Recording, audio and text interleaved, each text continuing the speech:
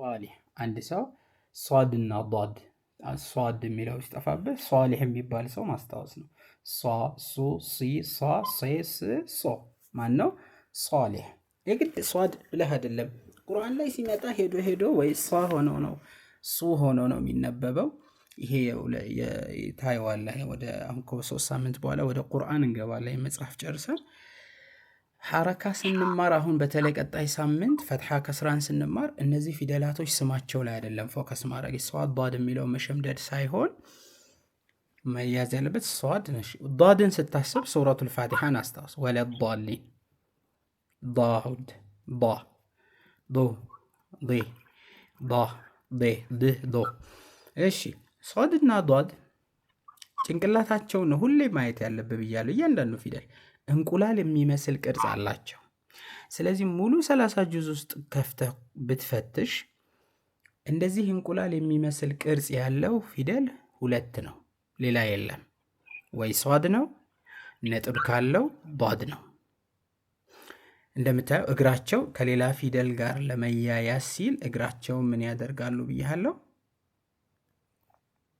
ወደዛ ያዞር። ይኸው እዚህ ጋር ለምሳሌ ዘረጋ ሷድ ሷድና ላም ዷድና ላም።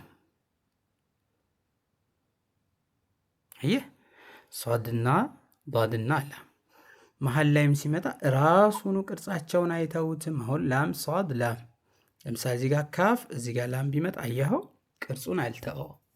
ስለዚህ ሙሉ ቁርአን ውስጥ እኔ ከፍቼ ብሰጥህ ምን አይነት ቅርጽ ነው የምትጠብቀው?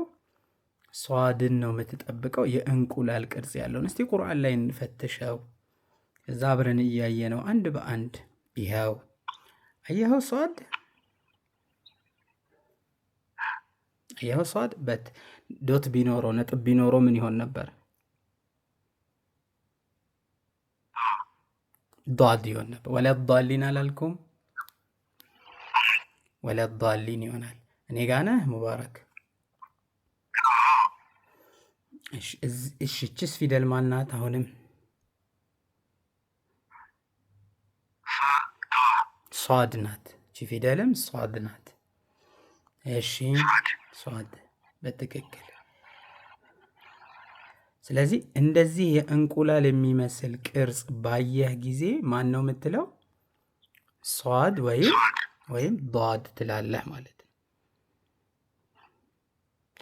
በተረፈ ግን ለምሳሌ ጧና ዟን ሁሌም በቃላት መጀመሪያም ጧና ዟ አይቀያየሩ።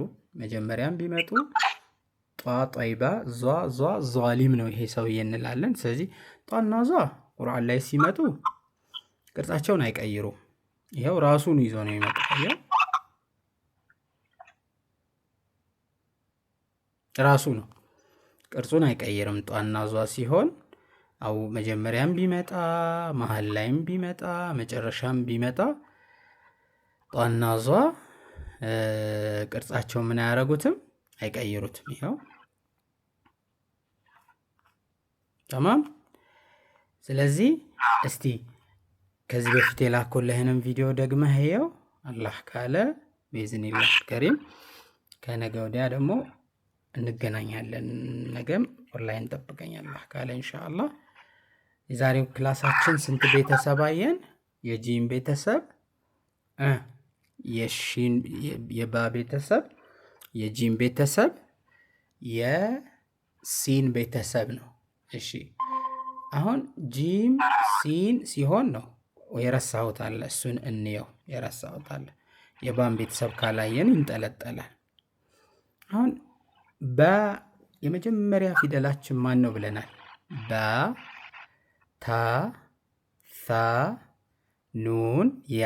ይኸው ባ ታ ሳ ኑን ያ ስንት ፊደል ነው? 5 ነው። ስለዚህ 5ቱን ፊደላቶች ቅድም ስናይ ካስታወስክ አንድ አይነት ልክ አንድ ቤት ውስጥ እንዳደጉ 3